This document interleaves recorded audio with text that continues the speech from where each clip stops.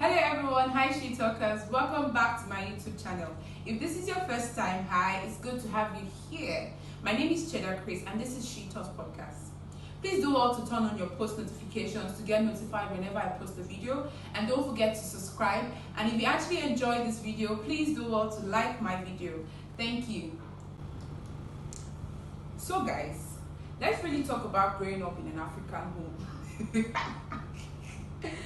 This is legit stories, guys.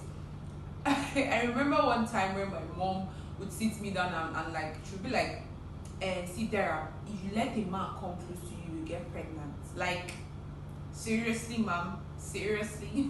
Okay, the truth is then we believed that those lies. And it's funny how gradually you begin to tell more lies just to cover up that particular one. And you might think that telling a lie can actually, will save a child, like you're protecting the child. But at the end of the day, a child gets to a particular level, even in primary schools, secondary schools, they meet other people that maybe they've been lied to as well, and they would want to experiment it or experience it themselves. You get? So this is what I think. I feel that our parents should learn to say the truth. Say the truth and like filter some certain things you're going to say. So you can't be raw with a primary school child that, oh, okay, don't let a man touch you, against sex and all that. Yeah, you can't be so raw to a child like that. But let's do it this way. What if you call a child and say, oh, okay, see, you're getting advanced, you're getting exposed to a lot of people, and you really, as a parent, you're scared because you don't know how other people have trained their own children. But I feel that telling your child the truth will actually save your child faster, because they would already know. They would know that, okay, a man should not touch me. Does not mean that once a man touch you like this, you're getting pregnant. No. But you're letting them know that it depends. Let a man not take you somewhere. When a man is about to take you somewhere, run or cry or shout. All these things are ways you can actually tell a child, and they would actually understand and would not want to experience such things. And let them know that once you think that you're old enough to actually have sex with somebody, be ready for the consequences, or be ready for whatever comes or whatever is attached to it, like the pregnancy, be ready for it. But let's learn to actually tell the truth to our children. Yeah, that's number one. Then secondly, parents, it is not all the time that you raise your hand on a child. It is not all the time that you use pankere, tonigari, or sleep pass or slap to reset a child's brain. You can actually talk to a child and they would actually know what you're saying. You would actually pass your message faster than raising a rod. Yes, the Bible says spare the rod and spoil the child. Yes, but not all the time that you have to hit a child. I know growing up, my dad actually used to beat me almost all the time. At every slightest provocation, he's hitting me with cane or with wire, or he's saying words that are very abusive. Some people might say, all those things he brought you up the way you are now. No, I feel it is actually the grace of God that brought me this far. It is not by the cane, it is not by the shouting, it's not by all those things. I feel that later, I feel God gave my mom an opportunity to really make things right after we lost our dad. And she really came close to everybody and tried to really talk to us. So it was less of the beating and more of the communication. You get? I remember one time that I did something very wrong, and the only thing that came to my head was running away.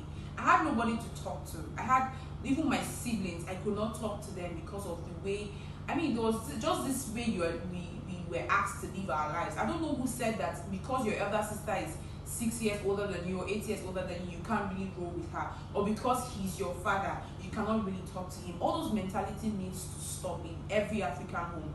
We need to learn to actually communicate. Our children need to come to you and tell you as it is. Yes, it might sound very crazy, but it is the best way to actually train a child, because you make that child comfortable with you. Yes, there should be boundaries every time. In everything you do, there should be boundaries. But learn to also make sure that your child is very comfortable with you, telling you stuff. So fathers, we don't need to be scared of you. I used to say back then that I'm only scared of my father, but I do not respect him. Yes, back then when I was a child.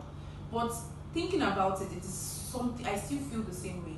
Because I do not want my child to be scared of my husband or their father. I want my child to respect their father. They should come and tell their father whatever it is that is bothering them, whatever it is that they feel and my husband or their father should be able to communicate with them. So let's stop, let it be less of this and more of the words of encouragement. And my mom used to tell me to stop calling my cousin Momo, because somehow you might not know, but it affects that child. So let's really reduce the way we insult our children. Let's really reduce it seems to our parents that it was the right way of training us. Well, I do not know. But to our next generation, even to me that will soon be a mother, or yeah, I'll soon get married, soon I'll soon be a mother.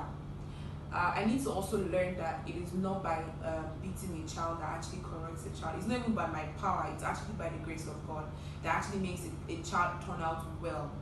Because at some point, a child leaves you at a particular time, and when they get out there, what is that thing you've actually taught them?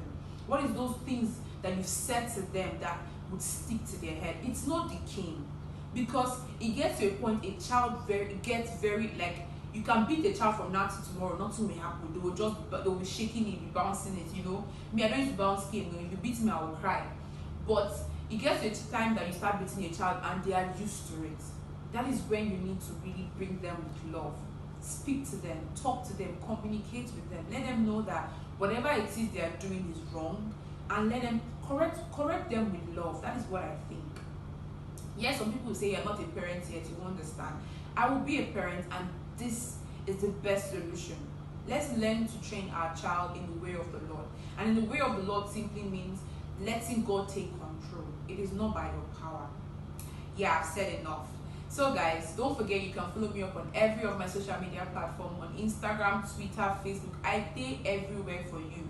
Please follow me up and we'll continue our gist from there. I know you enjoyed today's episode, and I know that I'm expecting you guys to actually share your story. What's that particular thing you would do, or you actually remember that your parents used to say or do to you that you feel isn't right? You can actually share so that other people can learn from it as well. Thank you so much, guys. Have a wonderful week.